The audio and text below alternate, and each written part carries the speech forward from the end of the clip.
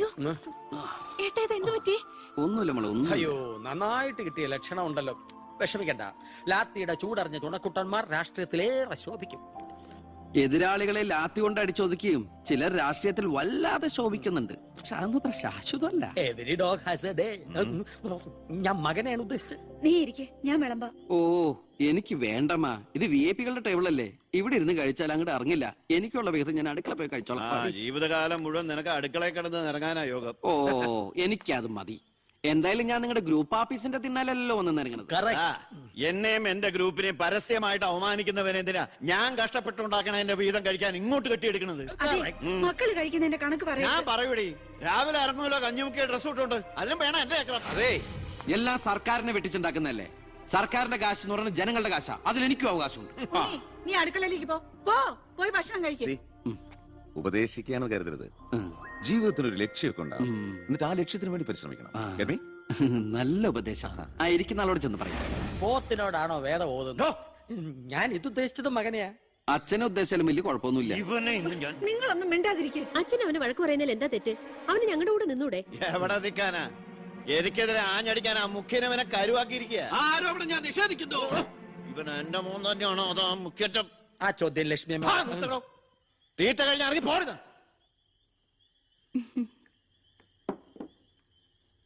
നിനക്ക് അവിടെ പോയിരുന്ന അവരോട് കഴിച്ചാൽ എന്താ?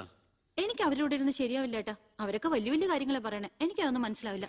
എടീ, അവരെന്താ പറയണേന്ന് അവർക്ക് തന്നെ മനസ്സിലാവണേ. അതാ നിനക്ക് മനസ്സിലാവാത്തത്. അതെന്താ നീ മനസ്സിലാക്കാത്തെ? ചുമ്മാ ഇരിയേട്ടാ. നിന്റെ ഈ വൃത്തിയുടെ സ്വഭാവം കാരണ ഞങ്ങളുടെയൊക്കെ കുട്ടികളെ ഊട്ടി നിർത്തി പഠിപ്പിക്കുന്നത്, നിന്നെ മാതൃകയാക്കി നശിക്കാതിരിക്കാൻ. അതേതായാലും നന്നായി. അവരെന്നെ കണ്ടു പഠിക്കുന്നതിനേക്കാൾ കുഴപ്പാ അവരവരുടെ അച്ഛനെയും അപ്പൂപ്പിനെയും കണ്ടു പഠിക്കുന്നത്. ഓ ഈനാമ്പച്ചിക്ക് മരപ്പെട്ടി കൂട്ട്. ഏയ് എന്റെ മൂത്തളീനെ മരപ്പെട്ടി എന്ന് വിളിച്ചാണ്ടല്ലോ. ഓ തുടങ്ങിയ പിന്നെ തമ്മി കണ്ട കീരിയും പാമ്പോ. നിനക്കിത് എന്തിന്റെ കേടാടാ? എപ്പോ നോക്കിയാലും കൂടപ്പറപ്പുകളുമായിട്ട്. അത് പോട്ടെ, അച്ഛനെതിരെ നീ. അമ്മേ, ഞാൻ അച്ഛനെതിരല്ല. അച്ഛന്റെ നയങ്ങളോടാണ് എതിർപ്പ്.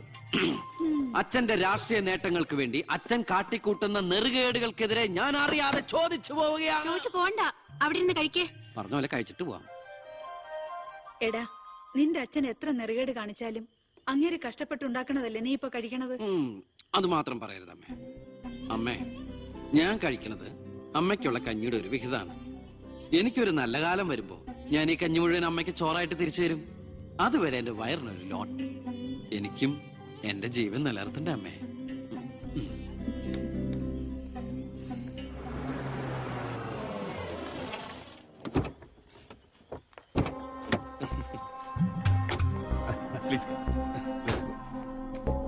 ഇത് അനിൽ മുഖർജി, നമ്മുടെ പെപ്കോ കോള കമ്പനിയുടെ CEO. ഈവനിംഗ് ഫ്ലൈറ്റിന് ഡൽഹിയിൽ നിന്ന് വന്നതേ ഉള്ളൂ. ശരി. This is my co brother collector Gopinath. Oh hello, how are you? Fine. ഞാൻ പറഞ്ഞിരുന്നില്ല അച്ഛാ, ഇവരൊരു പുതിയ പ്ലാന്റ് കൂടി ഓപ്പൺ ചെയ്യുന്ന വിവരം. അയ്യോ, അത് ഉടനെ വേണോടാ. ഇപ്പൊ തന്നെ കോട്ടപ്പുറത്ത് കുടിവെള്ളമില്ലെന്നും പറഞ്ഞ് ജനങ്ങൾ മുറവിളി കൂട്ടുക. ഇനിയിപ്പോ 50 കിലോമീറ്റർ ചുറ്റളവില് ഭൂഗർഭജലം വലിച്ചെടുക്കുന്ന പുതിയ പ്ലാന്റ് കൂടി തുറന്നാൽ ജനവിളകും. ഹേ, അതൊക്കെ ആരറിയാൻ പോകുന്ന വെച്ചാ? കുടിവെള്ള ക്ഷാമത്തിന് സർക്കാർ ചെലവില് നമ്മൾ ടാങ്കറിൽ വെള്ളം അടിക്കും. എന്നാലും അല്ല അച്ഛാ, പെർമിഷൻ കൊടുക്കാന്ന് പറഞ്ഞൊരു 2 കോടി രൂപ ഞാൻ ഇവരുടെ കയ്യിൽ നിന്ന് വാങ്ങിയിരുന്നു. ചെറാക്കുളം ഫൈനാൻസിന്റെ കാസർഗോഡ് ശാഖ തുടങ്ങിയത് ആ പണം കൊണ്ട്. അച്ഛന് താല്പര്യമില്ലെങ്കിൽ ഞാൻ ആ പണം പിൻവലിച്ച് തിരിച്ചു കൊടുത്തേക്കാം. അത് വേണ്ട. പിന്നെ ആ വ്യവസായ മന്ത്രി ദിവാകരന് ഒരു തുക കൊടുക്കേണ്ടി വരുമെന്ന് പറഞ്ഞേക്ക്. കൺഫേം. Thank you. എല്ലാം കേട്ടു, ഒന്നും നടക്കില്ല. Good night. അല്ല അതെ, നാളെ ഒരു വഴിതടൽ സമരമുണ്ട് KK റോഡില്. ബഹുമാനപ്പെട്ട മന്ത്രി അച്ഛൻ അതുവഴിയൊന്നും വന്നേക്കരുത്. പിന്നെ മന്ത്രിയുടെ കാറ് മാൻ തടഞ്ഞു എന്നും പറഞ്ഞ് രാത്രി ഉണ്ണാൻ വന്നിരിക്കുമ്പോ എന്റെ കഞ്ഞിൽ പാറ്റിടാൻ വന്നിട്ടുണ്ടല്ലോ. കഞ്ഞി കുടിച്ചിട്ടേ പോകുള്ളൂ. കേന്ദ്ര സർക്കാരിനെ എതിർക്കാൻ വേണ്ടി മാത്രം പെട്രോൾ വില വർധനയ്ക്കെതിരെ സമരം ചെയ്യുന്ന മറ്റ് സംഘടനകളും ഒന്ന് ഓർക്കണം. അവരുടെ സർക്കാർ ഭരിച്ചിരുന്നപ്പോഴും ഇവിടെ അടിക്കടി വില വർദ്ധിപ്പിച്ചിട്ടുണ്ടെന്ന് എന്ന് കരുതി കേന്ദ്ര സർക്കാരിനെ ന്യായീകരിക്കുകയല്ല ഞാൻ. നമുക്കെല്ലാവർക്കും അറിയാം, പെട്രോളിന് വില കൂടുമ്പോൾ ഇവിടെ ഉപ്പ് തൊട്ട് കർപ്പൂരം വരെയുള്ള സാധനങ്ങൾക്ക് അമിതമായ വില കൂടുമെന്ന്. ഓട്ടോ ചാർജ് വർധന, ബസ് ചാർജ് വർധന, ഇതൊന്നും ഇവിടുത്തെ സാധാരണ ജനങ്ങൾക്ക് താങ്ങാൻ കഴിയില്ല. എന്നും സാധാരണക്കാർക്ക് വേണ്ടി നിലകൊള്ളുന്നവരാണ് നമ്മൾ. ഭരണകക്ഷിയായാലും നമ്മൾ ഇത് ഇപ്പോഴൊന്നും തീരുന്ന ലക്ഷണമില്ല. ഇപ്പൊ തന്നെ ലേറ്റാ. ഇന്ന് പരീക്ഷാ ദിവസമായിട്ട് ടീച്ചറെ ഒന്ന് പറഞ്ഞു നോക്കിയാലോ? ഞാൻ പറയാം. 947 നമ്മുടെ മഹാത്മജി നമുക്ക് വാങ്ങിത്തന്ന സ്വാതന്ത്ര്യം നീണ്ട സമരങ്ങളിലൂടെയാണ്. ദയവായി നിങ്ങൾ വാഹനങ്ങൾ കടത്തിവിടണം. ഇതൊരു പബ്ലിക് റോഡല്ലേ? ഇതൊരു പബ്ലിക് മാറ്ററാ. പബ്ലിക്കും കൂടി സഹകരിക്കേണ്ട വിഷയം. പബ്ലിക്കിനെ ബുദ്ധിമുട്ടിച്ചിട്ടാവരുത് വഴിയോര പ്രസംഗം. ഇങ്ങനെ നടുറോഡിൽ വെച്ചിട്ടാണോ പബ്ലിക് മീറ്റിംഗ് നടത്തുക? പബ്ലിക്കിന് വേണ്ടിയിട്ടാണ് മാഡം പബ്ലിക്കായ കാര്യങ്ങൾ പബ്ലിക്കായി പറയുന്നത്. ഡോ, ഇത് പബ്ലിക്കിന്റെ മുന്നിൽ വെച്ച് പബ്ലിസിറ്റിക്ക് വേണ്ടി ഉണ്ടാക്കുന്ന പബ്ലിക് ന്യൂസൻസ് ആണെന്ന് പബ്ലിക്കിന് മൊത്തം അറിയാം. ഏതാ ഈ പബ്ലിക്? ചുമ്മാ ഒരു കാര്യമില്ലാതെ ഒരു ഉടക്ക്.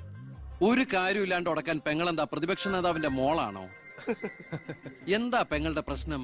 നിങ്ങൾക്ക് ഇതുപോലെ ഓഡിറ്റോറിയത്തിൽ വെച്ച് നടത്തിയാൽ എന്താ? എഴുതി വെച്ചിരിക്കണ കണ്ടില്ലേ? വഴിതടയൽ സമരം ഒന്ന്. വഴിതടയൽ സമരം എങ്ങനെ ഓഡിറ്റോറിയത്തിൽ വെച്ച് നടത്തണത്? എന്റെ കുട്ടികൾക്ക് ഇന്ന് പരീക്ഷയാണ്. എന്നിട്ട് കുട്ടികളെ ബസ്സിൽ. ഓ എന്റെ ഈശ്വര, ഒരു വണ്ടി നിറയെ കുട്ടികളോ? അല്ല അപ്പൊ കുട്ടികളുടെ അച്ഛൻ എന്താ പണി? ഇതൊക്കെ തന്നെയായിരിക്കും. അല്ലാതെന്താ? ചുമ്മാരിടാ. നാം ഒന്ന് നമുക്കൊന്നെന്ന് ഗവൺമെന്റ് പരസ്യം ചെയ്യുന്ന ഈ കേരള സംസ്ഥാനത്ത് ഒരു വണ്ടി നിറയെ കുട്ടികളുമായി വന്നിരിക്കുന്ന ഒരമ്മ നമുക്കിത് വാർത്തയാക്കണം. ഡോ, അതെന്റെ സ്കൂളിലെ കുട്ടികളാ. അയ്യോ, അത് ഞാൻ അറിഞ്ഞില്ലട്ടാ. കൊച്ചുകുട്ടികളുടെ ഭാവി തകർത്തിട്ടാവരുത് നാട് നന്നാക്കല്. പെങ്ങൾ ഇപ്പൊ പറഞ്ഞത് ന്യായം.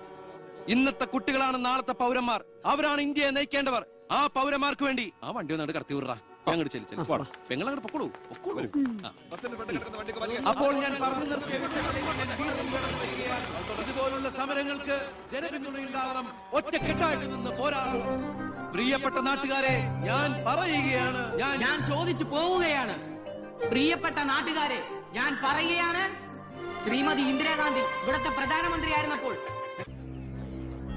ഓ എത്തിയോ പട രാവിലെ തന്നെ. ഓ എന്താടോ ഇത്? സ്വപ്പ പഴകഞ്ഞ അതല്ലടോ, പുറത്ത് എന്തോ ആൾക്കാരാണ്. ഇവറ്റകളെയൊക്കെ തിരുവനന്തപുരത്തേക്ക് കെട്ടിയെടുത്താൽ മതി എന്ന് പറഞ്ഞോണ്ടോ എനിക്ക്. വീട്ടിലും ഒരു സൗകര്യം തരില്ല എന്ന് വെച്ചാൽ നാശൂലങ്ങള്. എലക്ഷന് മാത്രമേ നമുക്ക് വരെ ആവശ്യമുള്ളൂ എന്ന് ആ പട്ടിണി പാവർക്ക് അറിയില്ലല്ലോ. ഇതിൽ ഭൂരിപക്ഷം പേരും മോനെ കാണാമെന്ന. മോന് നാട്ടിന് നല്ല ടേസ്റ്റ് അല്ലെ പേരാ.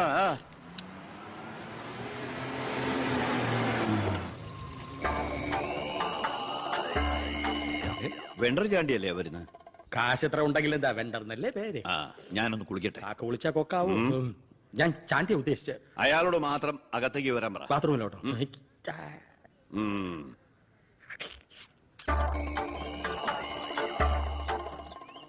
കാർഷിക കടമല്ലേ?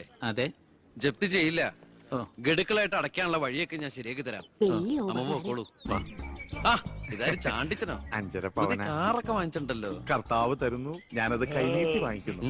ദുബായിക്കാരൻ ചെക്കനെ മരുമോനായിട്ട് കിട്ടിയതോടെ ചാണ്ടിയുടെ ശുക്രദശ തെളിഞ്ഞു. NRI മണിയല്ലേ ഒഴുകുന്നത്.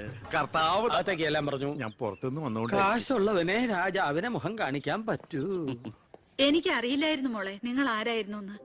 നിങ്ങൾ അന്ന് പോയതിനു ശേഷം ജോസഫ് ഒന്ന് പറഞ്ഞപ്പോഴാ ഞാൻ കാര്യങ്ങളൊക്കെ അറിഞ്ഞത്. അറിഞ്ഞപ്പോ എന്തുമാത്രം വിഷമിച്ചു എന്നോ. മോളോടും മോളുടെ അമ്മയോടും അറിഞ്ഞോ അറിയാതെയോ ഞാൻ മോശമായി പെരുമാറിയിട്ടുണ്ടെങ്കിൽ ഈ അമ്മയോട് ക്ഷമിക്കണം. എന്തിനാ അങ്ങനൊക്കെ പറയണേ? അമ്മ ഞങ്ങളോട് ഒരു തെറ്റും ചെയ്തിട്ടില്ല. അമ്മേ, ഹാ, ഒരു വണ്ടി കുട്ടികളുടെ അമ്മ അല്ല ടീച്ചർ. പെങ്ങളെന്താ ഇവിടെ? ഉണ്ണി, നിനക്കിവിടെ മനസ്സിലായോ? നമ്മുടെ വീട്ടിൽ പണിക്കുന്ന ദേവകിയുടെ മോള.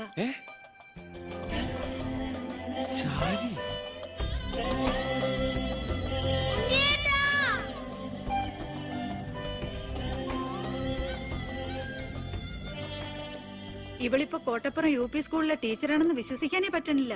പണ്ട് പരീക്ഷയുടെ തലേന്ന് വരെ ഇവളെ കൊണ്ട് ഞാൻ പാത്രം കഴിച്ചിട്ടുണ്ട്. പാവം. സ്കൂളില് ടെമ്പററി വേക്കൻസിയാ. എനിക്ക് മനസ്സിലായില്ല. ടെമ്പററി എന്ന് പറഞ്ഞ 6 മാസത്തേക്ക്. അതല്ല, എനിക്ക് ഇന്നലെ കണ്ടിട്ട് മനസ്സിലായില്ല. പക്ഷെ എനിക്ക് കണ്ടപ്പോ തന്നെ മനസ്സിലായി. Law college union chairman, youth വിങ്ങിന്റെ ജില്ലാ സെക്രട്ടറി എന്നൊക്കെ പറഞ്ഞ് പത്രത്തിൽ ഇടയ്ക്കിടയ്ക്ക് ഫോട്ടോ വരാറുണ്ടല്ലോ. B കൃഷ്ണകുമാർ. അല്ല, എന്താ ഇവിടെ ഇപ്പൊ ഇങ്ങനെ ഒരു സർപ്രൈസ് ആയിട്ട്?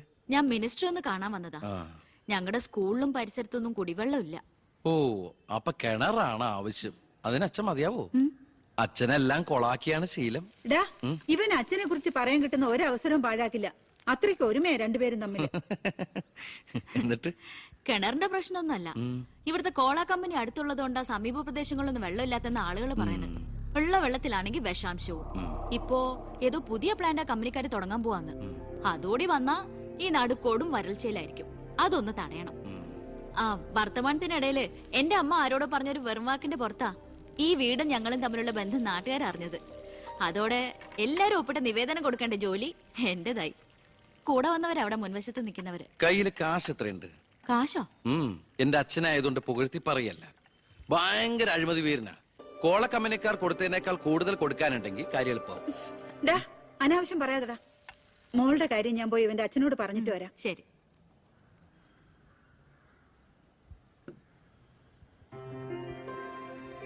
പിന്നെ വിളിച്ചത് കാര്യാക്കണ്ട കേട്ടോ. എന്ത്?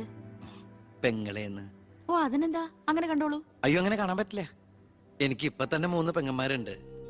ഇനി ഒരെണ്ണം കൂടി താങ്ങാനുള്ളൊരു കപ്പാസിറ്റി എനിക്കില്ല. അതുകൊണ്ട് തനിക്ക് തന്റെ പഴയ സ്റ്റാൻഡ് തന്നെ മതി. പഴയ സ്റ്റാൻഡോ? ആ, കുട്ടിക്കാലത്ത് ഞാനൊരു ലവ് ലെറ്ററിയും ഒരു കത്തി ഞാൻ തന്നില്ലേ.